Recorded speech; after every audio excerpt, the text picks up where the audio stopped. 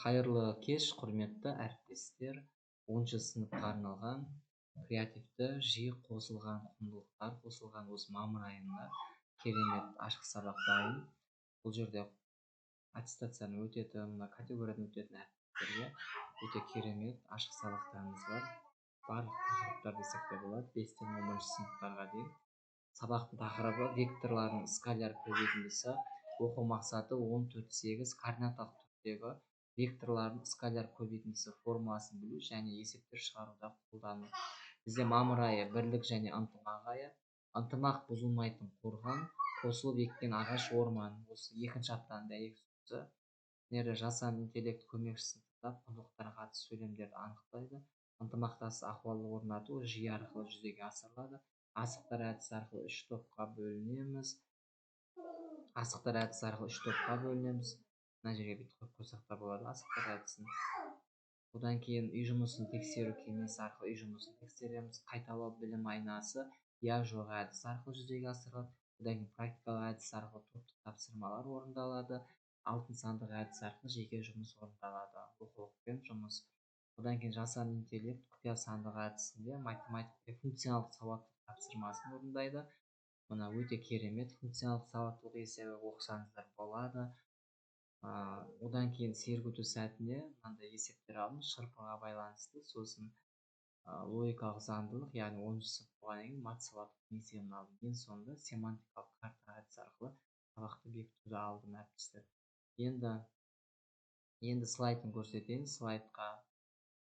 Слайдқа кірісетін болсақ, слайдтың ішінде барлық қамтылған заманауи, креативті, сараланған әдістер барлығы көрініс табады. Бірінші сабақтың тақырыбы, одан кейін мына жасанды интеллект арқылы сөйлейді. Бұл жерде Сіздер ма балалар? Мен француз математигі Франсуа Виет боламын. Балалар, тәрбиесіз берілген білім адамзаттың қас жауы. Сондықтан білімімізден бұрын тәрбиелі екенімізді көрсете білейік. Енді сіздерге берер тапсырмам. Жасырынған сөздерді өмірмен байланыстырып, өз ойыңмен, ұстазыңмен және сыныптастарыңмен бөліс.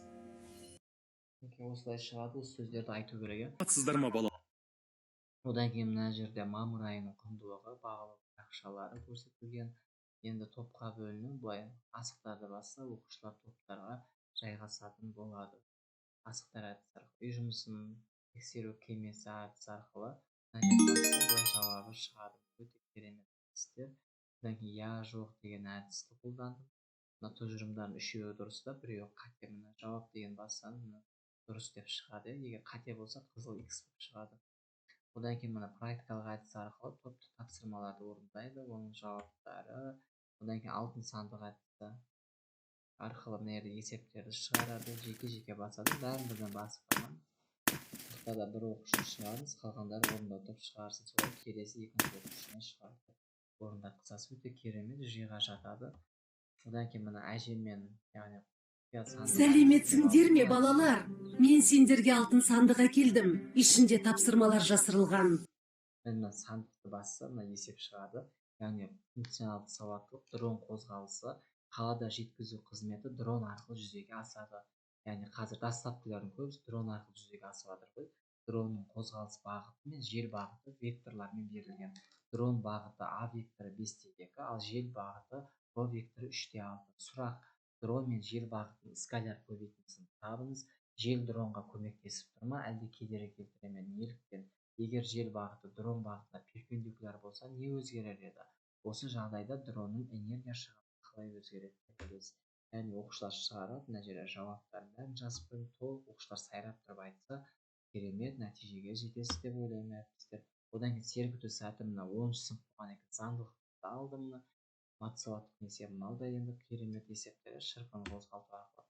Сосын екінші слайдқа жауаптарын қойып қойдым. Семантикалық карта әдісі арқылы бекітесіз. Сосын мына жүйе арқылы сабақты түсіндім, түсінбедім. Осылай басса, мына сұрақтарым бар. Сабақ түсіндім деген көп оқушы басса, мына сіз оқу мақсатына жеттіңіз деген сөз. Осылай әлсін қимылдайды, күліп. Өте керемет әріптестер. Үй жұмысы. Назар қойып тыңдағандарыңызға үлкен рахмет. Егер ұнаса YouTube каналыма тіркеліп лайк басып қолдап қойыңыздар. WhatsApp нөмірімді қалдырамын. Сау саламатта болыңыздар.